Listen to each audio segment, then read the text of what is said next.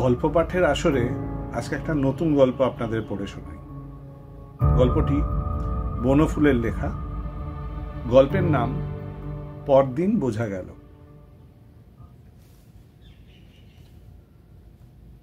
অবশেষে খোদ বিধাতার সাথে দেখা হয়ে গেল তার। বিধাতা প্রশ্ন করলেন, কে তুমি? আমি দিবাকর। দিবাকর? আমার সৃষ্টি দিবাকর সহস্র কিরণ, অমিত তেজপুঞ্জ। তুমি তো দেখছি শুটকো, কালো। এর নাম তোমায় কে দিল? আমার ঠাকুরদা। কি চাও? চাকরি। কি পাশ করেছো? বিয়ে। কি কি বিষয় জ্ঞান লাভ করেছো? একটু থতমত খেয়ে গেল দিবাকর। ভাবল, বিধাতাকে ভাঁওতা তো দেওয়া যাবে না, তিনি সর্বজ্ঞ। বলল, আগে কোনো বিষয়ে আমি জ্ঞান লাভ করিনি, বরাবর টুকে পাশ করেছি। এরকম করতে গেলে কেন? আগে চাকরির বাজারে জ্ঞানের দরকার নেই, ডিগ্রির দরকার। তাই ডিগ্রির দিকেই আমাদের ঝোঁক বেশি। অনেক টাকা খরচা করে তাই ডিগ্রি জোগাড় করেছি একটা, কিন্তু চাকরি পাচ্ছি না। আপনি যদি একটা চাকরি জোগাড় করে দেন দয়া করে। আমার তো কোনো পোর্টফোলিও নেই। পোর্টফোলিও না থাকলে চাকরি দেওয়া যায় না।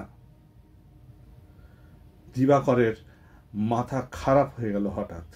সে ভুলে গেল কার সঙ্গে কথা কইছে। হাতের পাইপ গানটা উঁচিয়ে বলল, চাকরি যদি না দেন তো খুন করবো আপনাকে। বিধাতার মুখে স্মিত হাস্য ফুটে উঠল।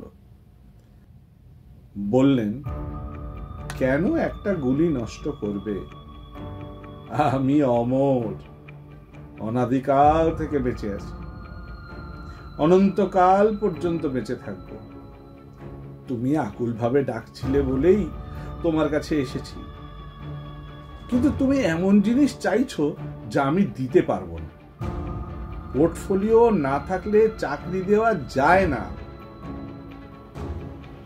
তাহলে কিছু একটা ব্যবস্থা করুন আমার। ব্যবস্থার কি করব? তুমি যখন মূর্খ তখন জানোয়ারদের মতো খাওয়া দাওয়ার ঘুরে বেড়াও। কিন্তু খাবো কি? খিদে পেট জ্বলে যাচ্ছে, দুদিনই খাইনি।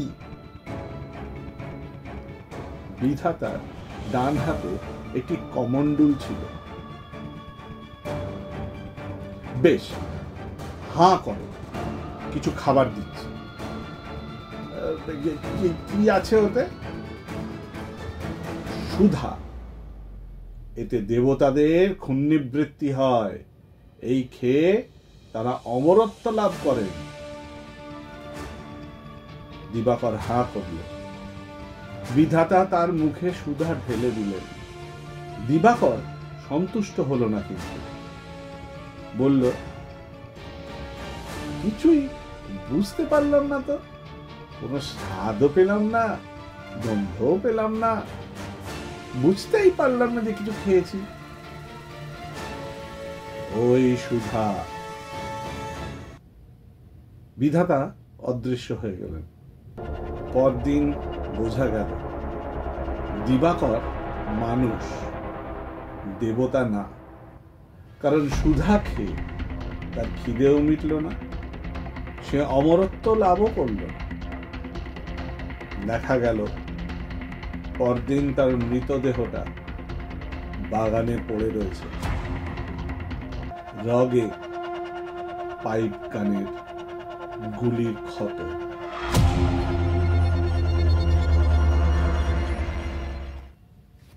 বনফুল ছোট গল্প লেখকদের মধ্যে অন্যতম সর্বশ্রেষ্ঠ লেখক বলে আমি মনে করি।